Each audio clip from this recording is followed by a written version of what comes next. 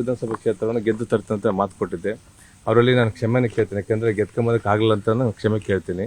ಮತ್ತು ಈ ಒಂದು ಸಂಡೂರು ಚುನಾವಣೆಯಲ್ಲಿ ನಮ್ಮ ಪಕ್ಷದ ಕಾರ್ಯಕರ್ತರು ಪದಾಧಿಕಾರಿಗಳು ಹಗಲು ರಾತ್ರಿ ಎಲ್ಲ ಶ್ರಮಿಸಿದ್ದಾರೆ.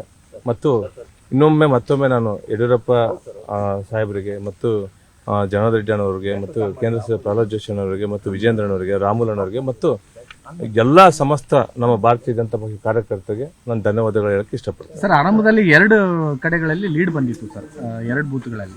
ಸೊ ಎಲ್ಲಿ ನಿಮಗೆ ಹಿನ್ನಡೆ ಆಯಿತು ಅಂತ ಸರ್? ಈಗ 1ನೇ ರೌಂಡಲ್ಲಿ ಕಾಂಗ್ರೆಸ್ ಲೀಡ್ ಬಂತು. 3, 4, 5, 6 ಅಪ್ ಟು 7ನೇ ಒಂದು 4-5 ಕ್ಷೇತ್ರದಲ್ಲಿ ನಮಗೆ ಲೀಡ್ ಬಂತು.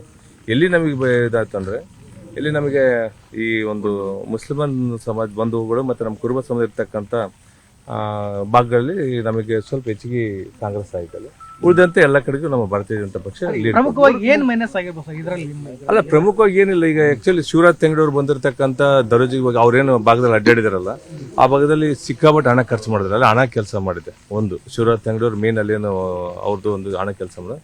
ಮತ್ತು ಸಿದ್ದರಾಮಯ್ಯ 3 ದಿನದ ಕಾಲ ಬಂದು ಅಲ್ಲೇನು ಉಳ್ಕೊಂಡು ಕೆಲವು ಏನು ಒಳಗಡೆ ಸಮುದಾಯದ ಜೊತೆಗೇನು ತುಕಾರಾಮ್ ಸಂತೋಷ್ ಏನು ಹಣದ ಒಂದು ಕಮಿಟ್ಮೆಂಟ್ ಮಾಡಿ ಏನು ಕೊಟ್ಟರಲ್ಲ, ಅದು ವರ್ಕೌಟ್ ಆಗಿದೆ. ಅದು ಬಿಟ್ರೆ ಆಕ್ಚುಲಿ ನೇರವಾಗಿದ್ದ ಅವ್ರ ಹಣ ಅಂಚದೆ ಚುನಾವಣೆ ಮಾಡಿದ್ರೆ ಭಾರತೀಯ ಜನತಾ ಪಕ್ಷ ಅದು ಗೆದ್ದಂಗ ಅಂತ ಹೇಳ್ತೀನಿ. ಜನರಲ್ ಎಲೆಕ್ಷನ್ ಅಲ್ಲಿ 30,000 ಲೀಡಿಂದ ಕಾಂಗ್ರೆಸ್ ಗೆದ್ದಿತ್ತು. ಈಗ ಆ ಒಂದು ಅಂತರ ಅಷ್ಟೊಂದು ಅಂತರ ಸಾಧ್ಯ ಇಲ್ಲ ಅನಿಸ್ತಾ ಇದೆ.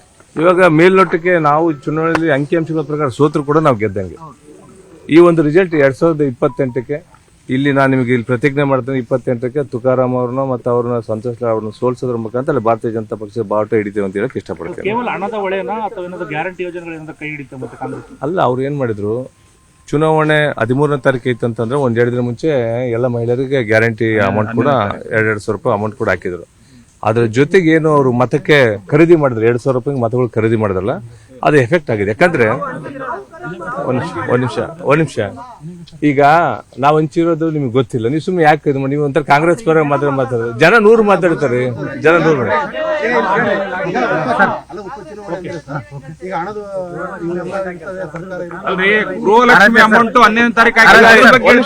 ಒಂದ್ ನಿಮಿಷ ಈಗ ಅಕೌಂಟ್ ಅಲ್ಲಿಗೆ ಅವ್ರು ಅಕೌಂಟ್ ಅಲ್ಲೇ 1 ನಿಮಿಷ ಲೋಕಸಭೆ ಚುನಾವಣೆಯಲ್ಲಿ ಅಕೌಂಟ್ ಅಲ್ಲೇ ಕೊಳ್ಳೆ ಹೊಡೆದ್ರು. ಸ್ವತಃ ಮುಖ್ಯಮಂತ್ರಿ ಬಂದ ನೀವು ಅವಾಗ ಕೇಳ್ಬೋದಿತ್ತಲ್ಲ, ಏನ್ ಸ್ವಾಮಿ ಮತ್ತೆ ಅಕೌಂಟ್ ಅಲ್ಲಿ ಕೊಳ್ಳೆ ಹೊಡೆದ್ರಲ್ಲ, ಈ ಚುನಾವಣೆ ನೀವು ಯಾವ ನಿಗಮದಿಂದ ಹೊಡಿತಾರೆ ನೀವು ಕೇಳ್ಬೋದಿತ್ತಲ್ಲ ಅಲ್ಲಿ. ಆದ್ರೂ ನಾನು ಹೇಳ್ತಾ ಇದೀನಲ್ಲ, ಬಹಿರಂಗವಾಗಿ ಹೇಳ್ತಾ ಇದೀನಿ, ಬಹಿರಂಗವಾಗಿ ನಾನು ಹೇಳ್ತಾ ಇದೀನಿ. ಸ್ವತಃ ಮುಖ್ಯಮಂತ್ರಿಗಳು ಜನ ಬರಲ್ಲಂತ ಮನೆಗೆ 500 ರೂಪಾಯಿ ಕೊಟ್ಟು, ಆಮೇಲೆ ಬೂತಿಗೆ 1.5-2 ಲಕ್ಷ ದುಡ್ಡು ಕೊಟ್ಟು ಕರ್ಕೊಂಡ್ಬಂದು ಪ್ರಚಾರಕ್ಕೆ ತರುವಂತ ಕೆಲಸ ಮಾಡಿದ್ರು. ಅದನ್ನ ಕೆಣಕಕ್ ಹೋಗ್ಬೇಡ್ರಿ. ಯಾಕಂದ್ರೆ ಈಗ ಚುನಾವಣೆ ಸಮಾಜದಿಂದ ಮಾಡಿವಿ, ಧರ್ಮಾಧರ್ಮ ಪರ ಹೋಗಿವಿ. ತುಕಾರಾಮ್ ಏಜೆಂಟ್ ತರ ಕೆಲವರು ಮಾತಾಡಕ್ ಹೋಗ್ಬೇಡ್ರಿ ದಯವಿಟ್ಟು. ಓಕೆನಾ? ಬಾಯ್. ನಾನು ಈಗಲೇ ಮುಂದಿನ ದಿನಗಳಲ್ಲಿ 2028ರಲ್ಲಿ ನಾನಾಗಲಿ ನನ್ನ ಸಹೋದರ ದಿವಾಕರ್ ಆಗಲಿ ಅಥವಾ ಪಾರ್ಟಿ ಯಾರಿಗೆ ಕೊಟ್ಟರು ಚುನಾವಣೆ ಸ್ಪರ್ಧೆ ಮಾಡ್ತೀವಿ. ಓಕೆ.